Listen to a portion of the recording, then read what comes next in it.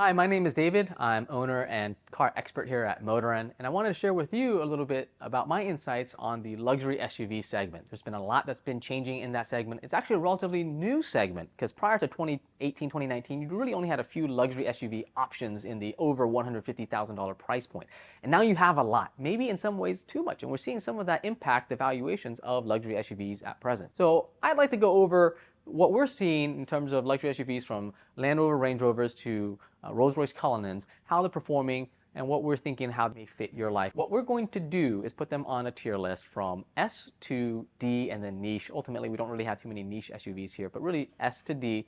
And do keep in mind this is opinion based. So if your car is on the list at a lower grade, look, ultimately all these cars are fantastic. I think they're all attractive and have value in one way, shape, or the other. But what I'm going to do is present you my opinion in terms of how I think they may rank in terms of appearance, functionality, and then what we're seeing in terms of long-term value. SUVs are not collectible like some of the sports cars that we carry in inventory, but there are differences in how they depreciate and how you may look to use them and how they may fit in your life. So without further ado, we'll dive into the tier list.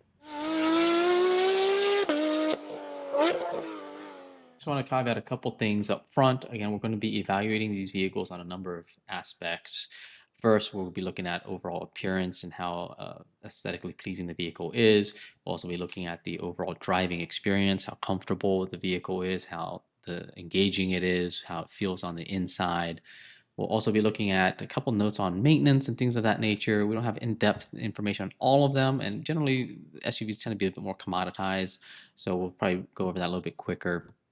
And then finally, we'll talk about value, both in terms of now and potentially where it'll go in the future. Ultimately, the SUV market, I'll start with that a little bit, has been a little bit interesting. I think the ultra luxury SUV segment is actually relatively new on stage. Up until 2019, you didn't really have very many options. You did have the old G Wagon, which Mercedes didn't make a lot of. It wasn't their big money maker. And then you had, of course, Porsche Cayenne turbos, but that was pretty much it. The Land Rover Range Rover kind of was there, but it wasn't at the level it is now. At present, so post-COVID 2021 and beyond, all of a sudden you saw an introduction of a lot of luxury vehicle variants, from the Bentayga to the Urus to the Cullinan to the Purosangue. You have a lot of options out there, and that has changed the dynamics a little bit. And so for a while, because there's so much pent-up demand, valuations on these vehicles really held up. Now we're not really seeing that so much anymore. So ultimately, when you're getting these, you're getting a utility vehicle that really just, the whole point is that it needs to fit your lifestyle and it has to be enjoyable. And I think we're looking at that primarily as well. Again, I've had a chance to sit in most of these, enjoy most of these vehicles. So I feel like I come from a sense of a good point of view in terms of kind of how they may fit. I give you a little bit different flavor than most other auto journalists do. I'm going to try to go through this a little bit quicker as well. So starting with Aston Martin lineup, we're looking at primarily just the DBX. Ultimately, my notes on the aesthetics, I think it's an interesting vehicle, and I think that's the best I can say about its aesthetics. From certain angles, I really like how it looks. I really like the design language. I'm not a huge fan of the kind of the ducktail little structure at the very back. It looks a little bit awkward to me.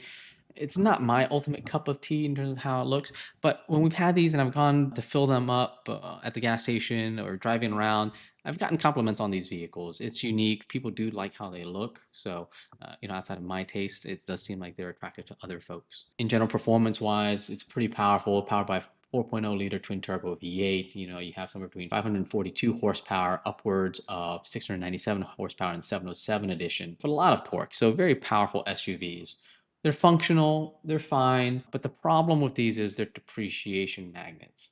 The DBX just don't hold value. Aston just overall doesn't hold value very well. You don't see a lot of them, and I think that's part of it. It's kind of limited in production, but doesn't have this air of exclusivity like some of the other vehicles do. So it's almost like limited in a way that it gets forgotten in terms of supply and demand, and that ends up hurting the valuation. Ultimately, the base ones can be acquired in today's market in 80s to 90s, depending on the mileage, in the low 100s.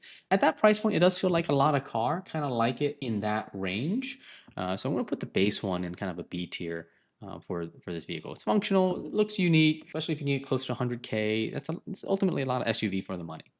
If you look at the 707 edition, the extra horsepower, I don't know if it's really meaningful for this kind of a car. You're getting 150 more horsepower, but it's already a lot for a family hauler. Look, ultimately, I think that's where it gets me a little bit on some of these performance variants, and I'll talk about that down the line as well. But if you're driving by yourself, yes, you can kind of tap into the extra power, but there's so much mass that you're not really going to feel it, one. And then two, if you're moving kids around in the car, if you're flooring it every time, that's probably not the best way to be driving with your family in the vehicle. So the extra 150 horsepower really just is bragging rights at Cars and Coffee, but then you're not taking these Cars and Coffee, so it just feels a little pointless. Ultimately, I'm going to put the 707 variant into the C tier. It depreciates rapidly. I don't feel it's worth the extra cost. These are selling or listing at least in the market somewhere between 150 to 280K, or especially the ones at the very high end are being asked at a high price point. But these depreciate very rapidly, and I really don't feel the value is there for the car. This one barely squeaks into this segment, right? So we're really targeting, and I think I've mentioned at the beginning,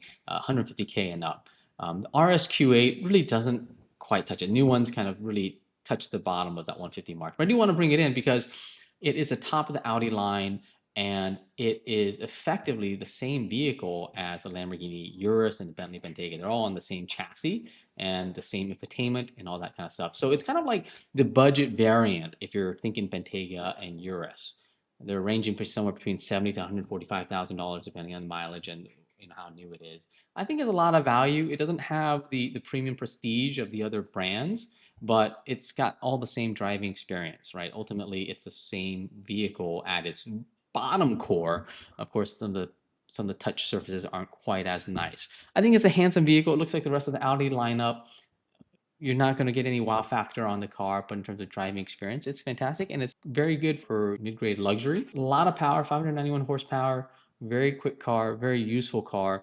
If it's something that you can pick up in the 70s to 80s, I think again this is a lot of car for the money, and they're pretty easy to maintain. There's a lot of Audi dealers out there. I give this one actually an A. I'll give it a little bit more of a score than the Athens because they're holding a little bit better and a little bit easier to access. All right, next we'll touch on the Bentley Bentayga, and there's a couple of variants of that one, but the ones we're going to focus on are the base and extended wheelbase variants. You can choose between a couple of powertrains. There's a V6 hybrid variant as well as a 4.0 liter twin turbo V8 variant, which again is going to actually be the same power plant shared with the Audi RSQ8 and the Lamborghini Urus. And then there's also a 6.0 liter W12 power plant that comes into the car as well. So the powers range all over the place between 443 to 626 horsepower. I would say that, hey, the V12 variant is a little bit unique in that V12 is just so smooth, right? Like you're not really getting a lot of performance in a way that's super meaningful, but it does have a differentiated experience from the other vehicles. The Bentley Bentayga is a little bit softer looking, a little bit more round looking than Audi or the Urus, and it tends to drive a slightly different demographic than what we see. Read generally slightly older ladies.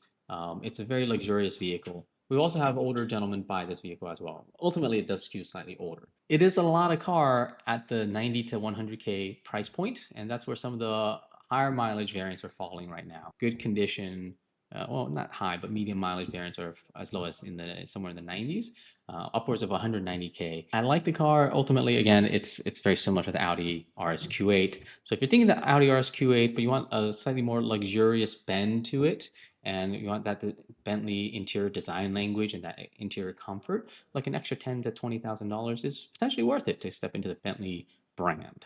And it does have a more premium brand to it. Maintenance is going to be a little more expensive if you take it to the Bentley dealer, but do know that, hey, look, a lot of the parts are stamped Audi. So if you have a good mechanic who can source those exact same parts and can be a little bit creative, you may be able to save a lot on maintenance. This car, going to put this somewhere in the B tier. It's a good car. I think I like it a little bit more than the Aston Martin. Yeah, we've had very good success with moving these. They're well designed and well sought after. Going into the BMW lineup, we have the BMW X7. In particular, we're talking about the Alpina XB7.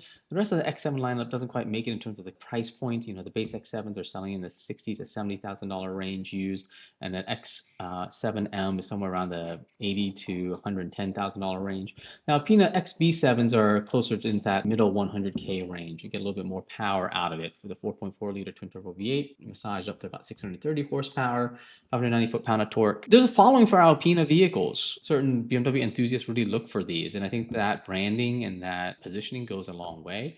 Again, with this extra horsepower versus the base X7 or even X7 M60i, I don't know if it's really worthwhile for the experience, but they do add on some luxury niceties. The leather is a little bit softer. The overall interior feels a little bit more premium. And I think it's a very good vehicle for what it is. Again, because there's such a strong enthusiast following, these have sold well for us. So I'm gonna actually put this into the A tier. They're depreciating, but two components of that depreciation. There's an aspect of how fast it depreciates, which all of these are going to depreciate, but then there's also an aspect of how long it's going to take you and how hard it is to sell the vehicle. And now being XB7s have been pretty good for us. Next, we have the BMW XM. Now, there's both a base and a red label variant of this car. It's a 4.4 liter twin turbo V8 combined with an electric motor, and it's putting out a prodigious amount of power, 644 to 738 horsepower.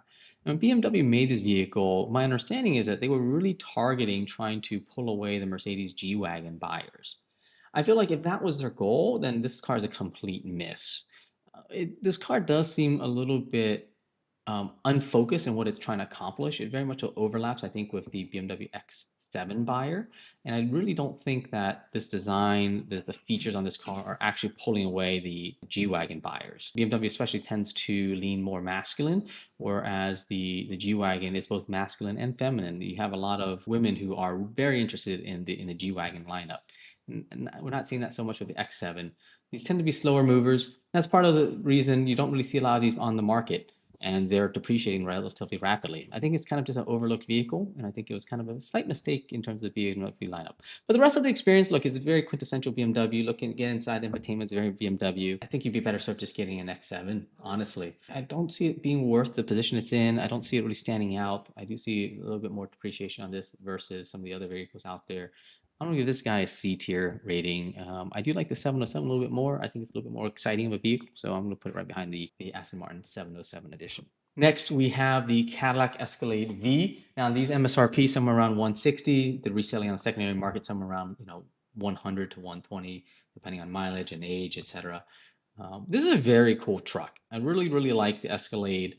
It's a lot of vehicle for the money, especially if you're buying used right around the $100,000 to $120,000 range. If you want something with a lot of power and have this size factor where you could easily fit a family of 7 and have room for all your luggage in the back, this is about it. We will touch base on the Land Rover Range Rover in a little bit, but in terms of something at this price point, the Escalade is really capable of doing what it is. Now you can choose the non-V variants, and those will be significantly more affordable. And ultimately, the Escalade V does suffer from the aspect of like, why do you need all that horsepower outside of bragging rights? And it's weird to brag about an Escalade a little bit, but look, some people just want the best, and this is the best in the Escalade lineup, and that makes sense. Of note, it was interesting on the interior. I like how the Cadillac and the Chevy infotainment works. It's functional. It doesn't feel super oddly premium, but it's fast, it's functional, it just works. The steering wheel is a little bit weird. When I first saw it, I was like, oh, cool. They seem to have copied Ferrari and put an LED steering wheel. No. That steering wheel just tells you if Super Cruise is working, and it lights up different colors for the status of your Super Cruise, which is kind of weird. I feel like that isn't necessary. It's a neat design feature, but it's also so unnecessary. But anyway, look, I'm not hating on the Escalade. It works, especially if you have a large family and you have to move a lot of stuff. This is about it.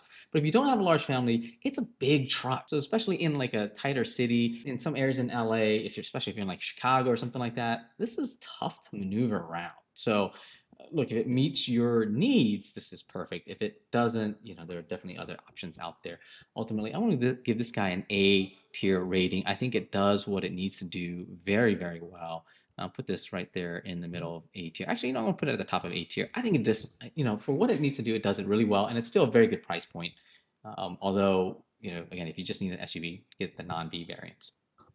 Next, we'll talk about the Ferrari Purosangue. They just came out with this in 2024. They're priced between 550 to 650K. This one confuses me a little bit. So it's powered by 6.5 liter natural aspirated V12, Ferrari V12 continuation. It's kind of more the spiritual successor for the GT4 Lusso or the Ferrari FF in that vein, but now SUV-ified.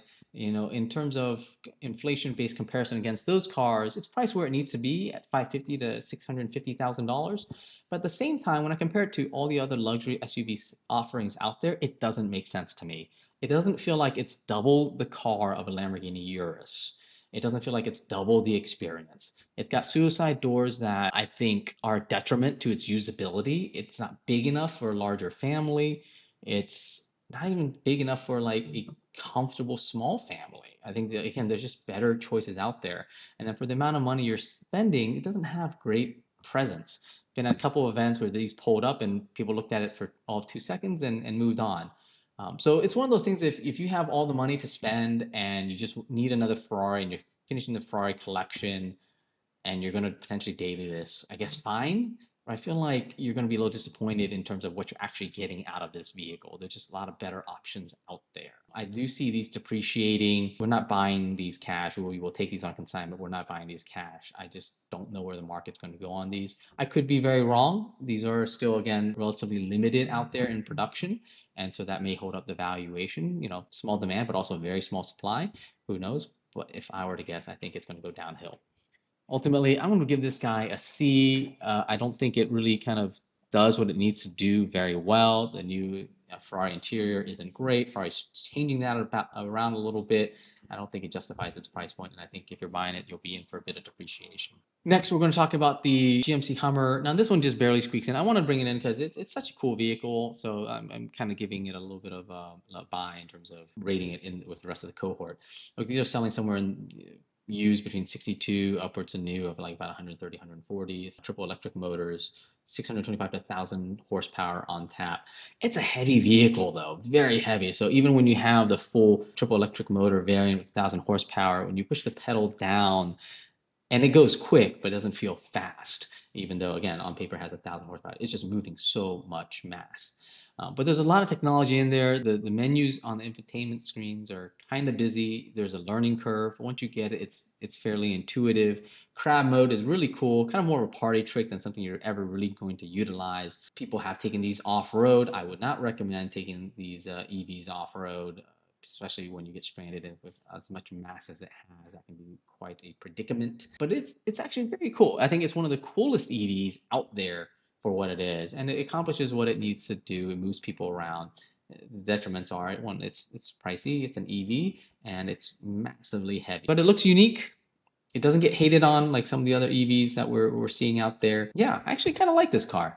So I'm gonna give this guy a B tier. They seem to be holding up well for where they are, and I think it's, in spite of it being EV, I think it's because of just how unique this vehicle is and kind of where it fits in the rest of the lineup. Actually, I'll put this ahead of the Aston. Okay, next we're talking about the Lamborghini Uruses. So we'll actually, I'll separate it out first. We're talking about the base and the S and the SE. These are ranging as low as 160 for 2019 variants with relatively low miles, upwards of 280 for very new SE variants. Powered by a 4.0 liter twin turbo V8. I think the SE is a hybrid now, actually, but the V8 variants are giving you 641 horsepower and 627 foot-pound of torque. This is the same engine that's shared with the Bentayga and RSQ8. But I think Lamborghini does a really good job here. Like the Lamborghini branding does carry through. Design language is very obviously Lamborghini. So it does have a lot of presence when people see it. They don't think Audi. Again, even though a lot of stamp parts will say Audi on them, they don't think it. They think Lamborghini. And so you're paying for a little bit of that. You're paying for a unique interior. You're paying for a different suspension setting. You're paying for a different engine tune, and it feels very sporty. There's no other engine option, so I can't talk about a lower engine option as well. But in this case, you do need a little more power to go with the aesthetics. I think for the price point in the high 100s, low 200s, this is a lot of car for the money. It's got 2 rows, not 3, but it seats 5 very comfortably. Unless you get the captain's chair rear, which is an option. It's fairly rare. We've seen it, and it's pretty cool when you have that. But in general, it's a very usable vehicle. You can get it in very bright colors, and it works in bright colors. But you can also get it in muted colors. Whites, grays, and blacks resell really, really well. And I find the black on that baseball glove brown interior is actually very handsome and has actually performed very well for us also. Never really had an issue with Lamborghini Uruses, except for maybe the blue ones. Blue ones seem to underperform for some reason. Look for these with the B&O sound system. Look for these with the terrain modes. It's a $500 option that really should just be checked anyway, because people do look for it when they're trying to buy it. Not that anybody takes these off-road, but it's just nice to have. Outside of that, everything else just is kind of optional. The textured seating is cool versus the basic flat seating or smooth leather seating. I like this car a lot. I'm actually going to give this guy an S tier. I think it does what it needs to do at a very good price point. Like it achieves all of the status that the Purosangue achieves at half to a third of the price, while providing that same sporty SUV experience and being a pretty good family hauler if you were to haul family and drop off your kids at middle school in this car. Probably do it in not a bright yellow Lamborghini Urus, and maybe it might be more suitable to do this in a silver Lamborghini Urus. Touching base on the Lamborghini Urus Performante, and this, this car gets a little bit more power. We've had a couple of these. You can get it with the aero kit. It looks a little bit more aggressive. I don't think it's worth it. I don't think the extra money, extra performance is felt. Again, this is where you're already dealing with a very high performance vehicle as a baseline. The extra capability that you're getting out of the Performante, the stiffer suspension, doesn't really make sense for an SUV where you want sportiness, yes, but you also still want comfort.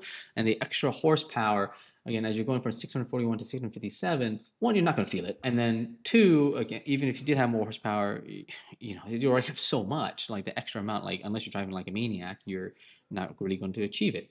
And then actually one note I would say is I would kind of going back to the base Lamborghini Urus. I'd actually prefer the base Lamborghini Urus because I feel like in the S, SE, and the Performante, they increase the size of the bolsters on the driver and front passenger seats, especially around the bottom bolsters. And so you have this weird little lip that you have to climb over to get into the car. It's just a minor annoyance. I actually prefer the seats in the 19, 20, 21 Lamborghini Uruses than the S, SE Performantes. So like I still like it for all the same reasons I like the base Urus, but I don't like it as much at the price point. I'll still give this guy an A tier. I'm going to put this towards the back of the A tier though. I don't know if it's really justified for that premium. All right, hitting up the Land Rover range. For the Land Rover Range Rover, we'll start with that. Their naming nomenclature is a bit of a tongue twister. That's for sure.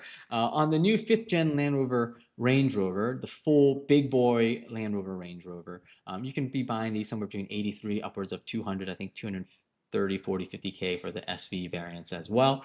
So a wide range of horsepowers. Again, my overarching thesis of, hey, look, if you're in the base of the premium car already, the extra horsepower is not really meaningful, but if you need to have the top of the line of whatever you can buy, then sure, it's there. Ultimately, the Land Rover Range Rover is a bit more luxurious than the Cadillac Escalade. So these are the two closest competitors. So they're both full size, full big trucks with third rows and actual meaningful luggage space behind the third row. So if you have a larger family and you need to move around, the Land Rover Range Rover and the Escalade are your best options within this segment. Now the Land Rover Range Rover, I do like how it looks. It's handsome. It's sleek. They updated it, and here in SoCal, it seems like everyone's got one of these things running around. So it's not so special out there, but it's very functional. The one dig I would have at it is I've never been a big fan of the Land Rover infotainment. I always find it's very elegant looking. It's much more elegant looking than the Cadillac infotainment.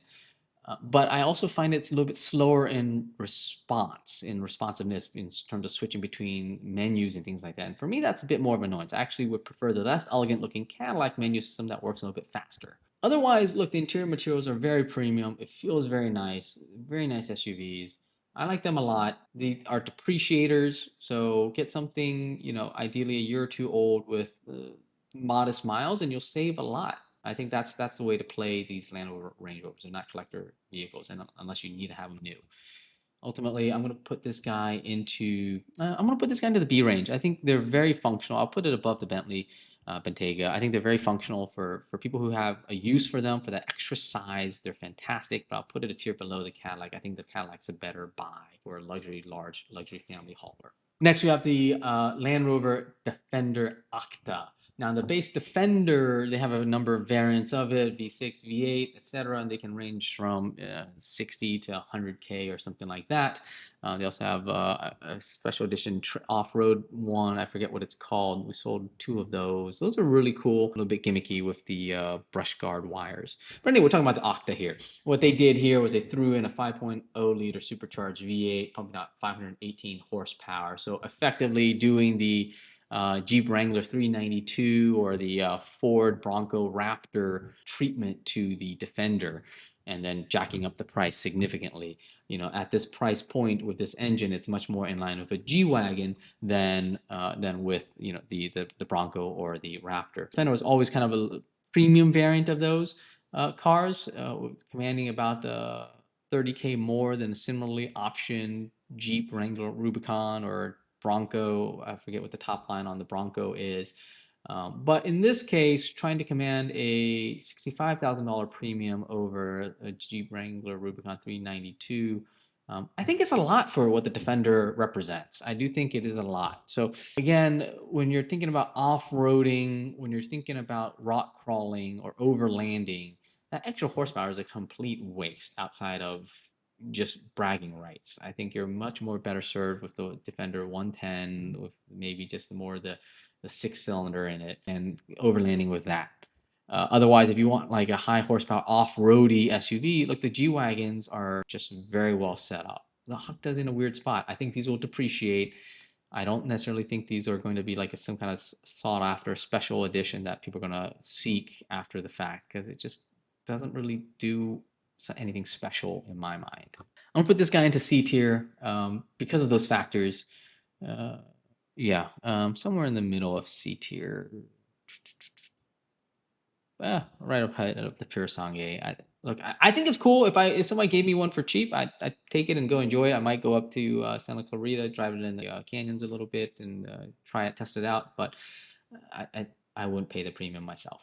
And then finally, Land Rover Range Rover Sport. The only one in that lineup that kind of fits within the criteria of upper end luxury would be the SV. You're getting a 4.4 liter twin turbo V8, 626 horsepower, a lot of power. I do like the Range Rover Sport segment. You do get a third row, but you have very minimal trunk space when you have all 3 rows up. So that's very much so for emergency use third row situation. But as a 2-row family hauler car serving multiple purposes and just not having the massive bulk of the full fat Hanover Range Rover, the Sport is fantastic. I do like the premium materials.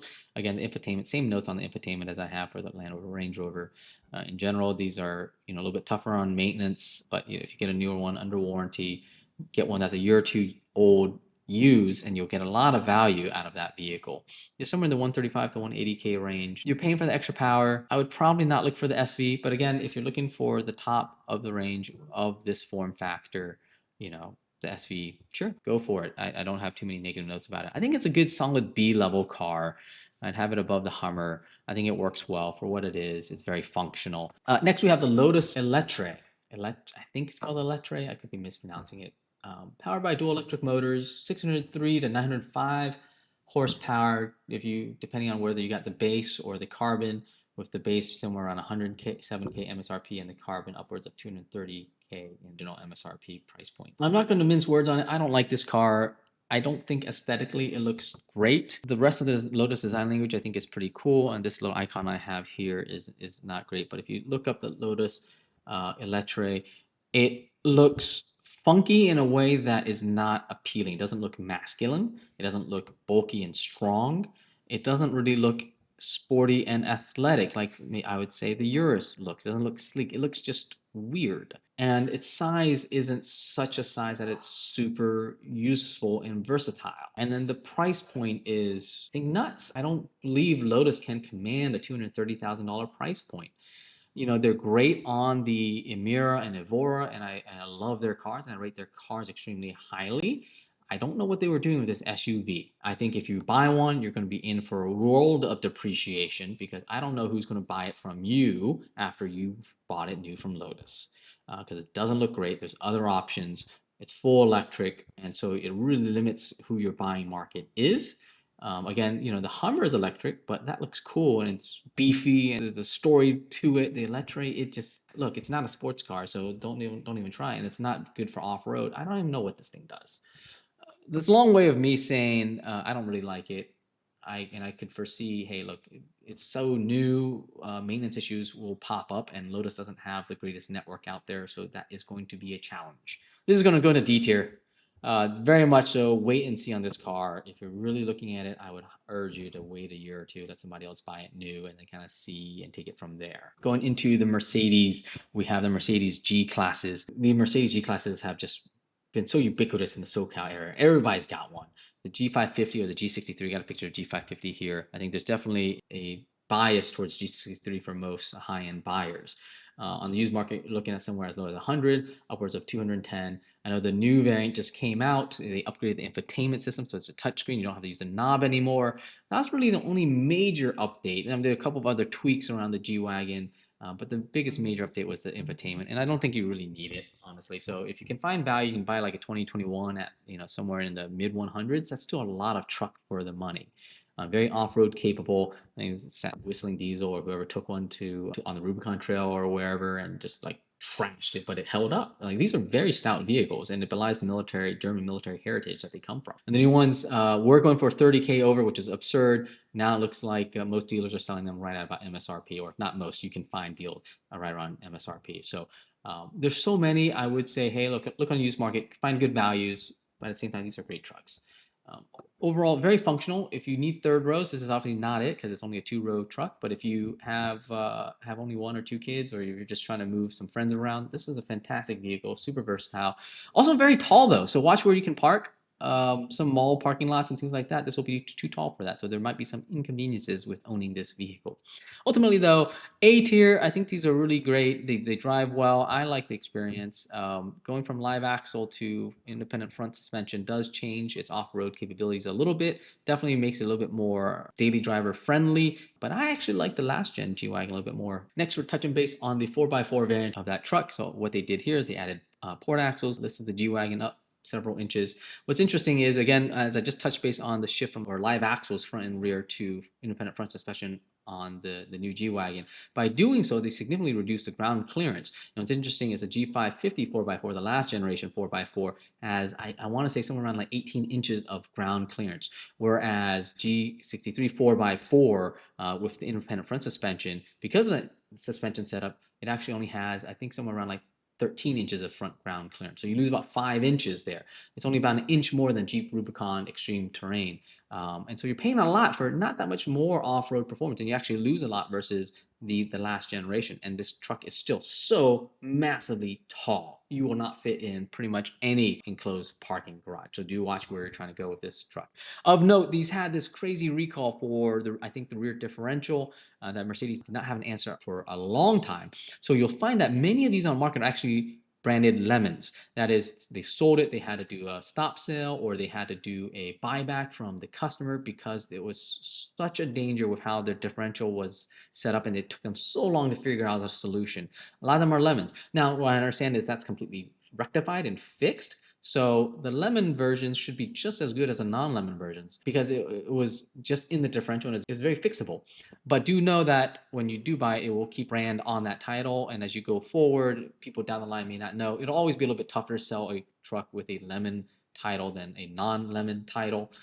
But ultimately they're the same. So if you're okay with that and you're comfortable on how you may need to approach reselling it, it can mean an opportunity to get a little bit of a deal on the 4x4s. These are ranging in the $250,000 to $330,000 price range. You know, the mid 200s for the lemon ones, upwards of 300-ish for the non-lemon ones. Still cool trucks, but honestly, for me, if I were getting a 4x4 variant of these, I'd actually go the last gen. You know, I'm still gonna give this guy a B tier rating. I think it's still really cool for what it does. The port axles are awesome. It's unique. You're very much so making a statement. So if that's you, then this works. If it's not you, then it should be a D tier car for you, honestly.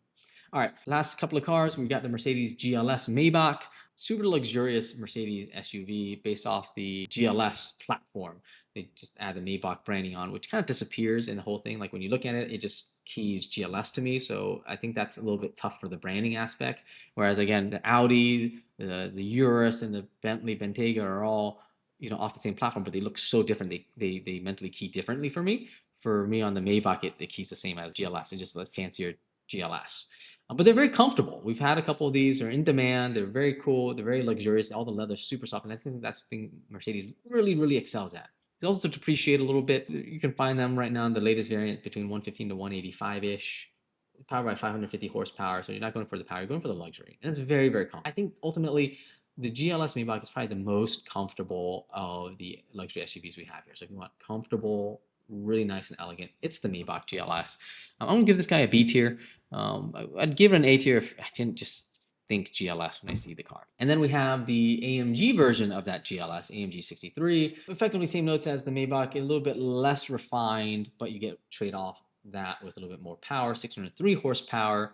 I think it doesn't make quite as much sense as the Maybach. Like I can understand paying for the extra butteriness of the interior, but paying for the extra power in this kind of a platform doesn't necessarily make sense. But it is athletic, does turn something that's very, soft and luxurious into something that actually feels come athletic. So I do get that a little bit. Otherwise, pretty much the same notes.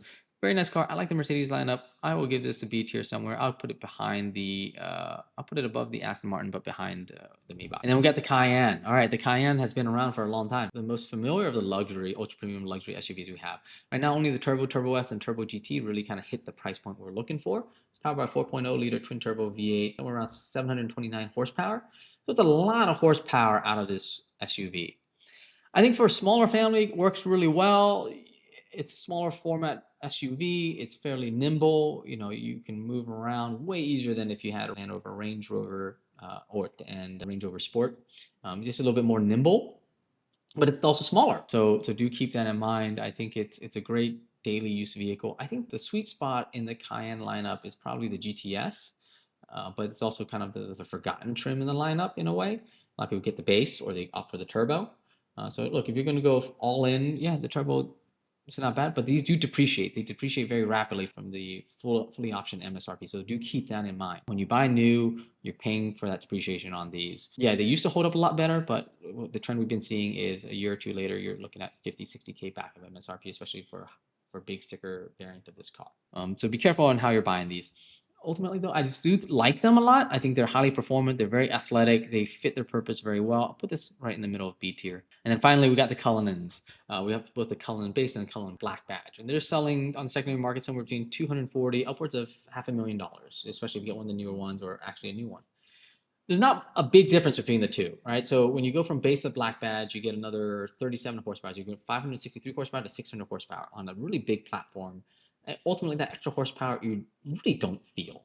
On the black badge, though, you get the ability to brag that it's a black badge. You get the Infinity logos, you get a blacked out serial ecstasy, you get the blacked out clock on the interior, a couple of other cues.